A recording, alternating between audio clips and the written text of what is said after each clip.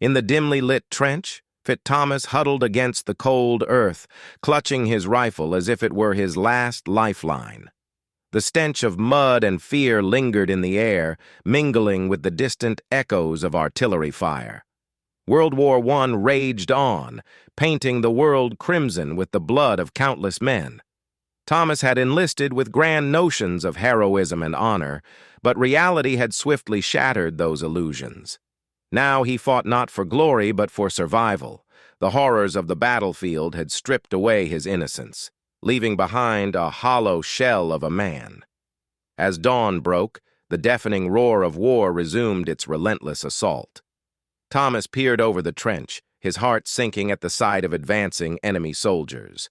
With trembling hands, he raised his rifle, taking aim at the distant figures.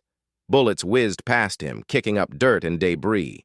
The world seemed to blur as adrenaline surged through his veins. He fired blindly, his mind consumed by the chaos of battle. Suddenly, a piercing pain tore through his chest, and Thomas crumpled to the ground, clutching his wound. The sounds of battle faded into a distant haze as darkness enveloped him. When he awoke, Thomas found himself in a makeshift field hospital, surrounded by the wounded and dying. The air was thick with the stench of death, and the moans of the injured echoed like a haunting melody. Despite the agony coursing through his body, Thomas forced himself to sit up, his eyes scanning the room in search of familiar faces. He spotted Sergeant Reynolds, his mentor and comrade, lying on a nearby cot, his face pale and drawn. "Sergeant," Thomas croaked, his voice barely a whisper. Reynolds turned, his eyes meeting Thomas's with a mixture of relief and sorrow. "You're alive, lad," he said, his voice hoarse with emotion. "I feared the worst." Thomas nodded weakly, his thoughts drifting back to the horrors of the battlefield. "How many more must die before this madness ends?"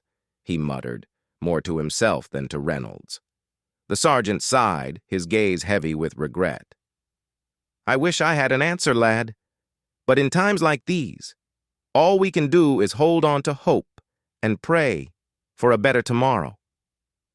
As the days turned into weeks, Thomas slowly regained his strength, his body healing, even as his spirit remained battered and bruised. He watched helplessly as the war raged on, claiming more lives with each passing day. But amidst the despair and devastation, Thomas found glimmers of humanity, acts of kindness and bravery that defied the darkness of war.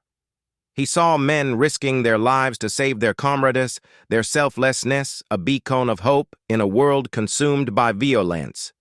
And though the scars of war would never fully heal, Thomas vowed to carry on, to honor the sacrifices of those who had fallen by, striving for a future free from the horrors of conflict.